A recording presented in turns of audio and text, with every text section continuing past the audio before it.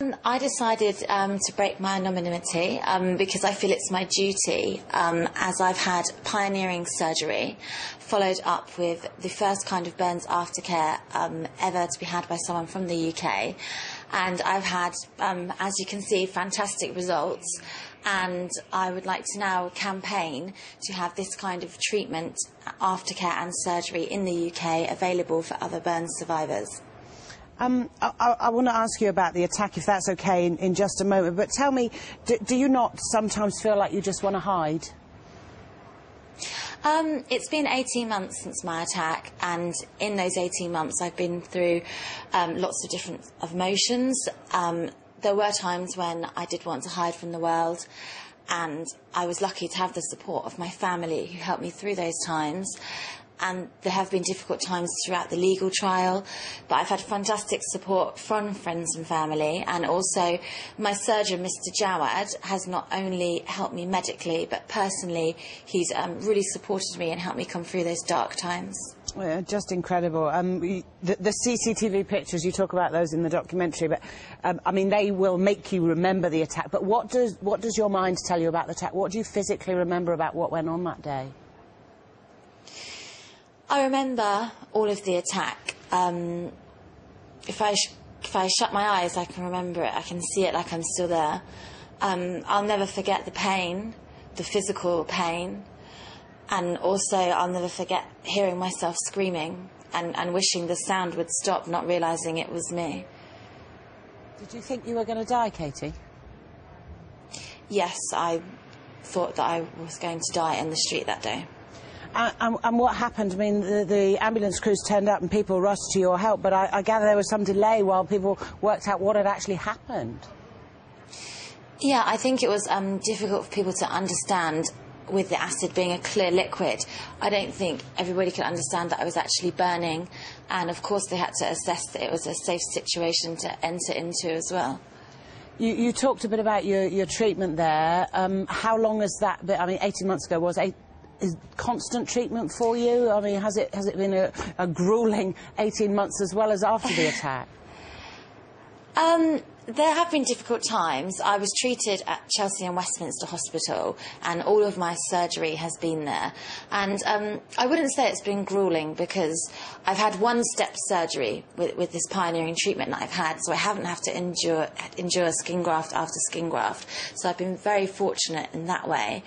And I've received such a high standard of care that it's actually been a lot more easier than I might have expected, and having a fantastic support network has really made all the difference. I've also had a burn psychologist at Chelsea and Westminster that really helped me come to terms with what had happened to me and how to almost embrace my new life rather than try and hide away from it.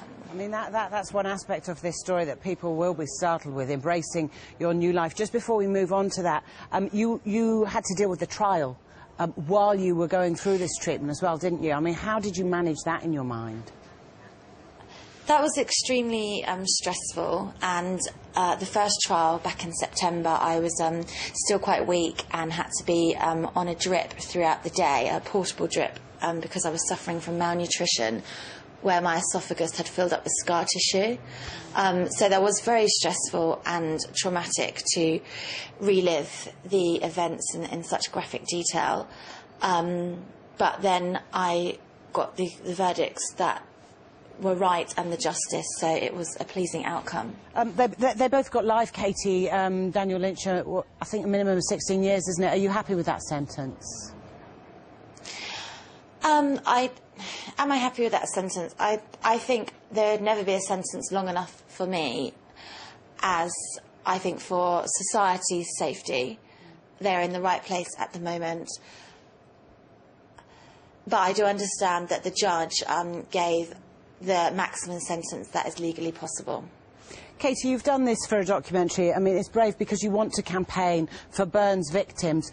Are you able to honestly look at this camera now, look at the cameras for the documentary, and say how you feel about your new face? Well, the title of my documentary is My Beautiful Face, and I think my face is beautiful and tells the story, and I'm very happy with it. How did you get to that place, you know, where you are now, to be able to say that can't have been easy? No, I didn't always feel like this at all, and it hasn't been easy. And I think it's a combination of positivity, fantastic treatment at Chelsea and Westminster, amazing support, and never giving up. Because I think in life, if you're determined, you can get through anything.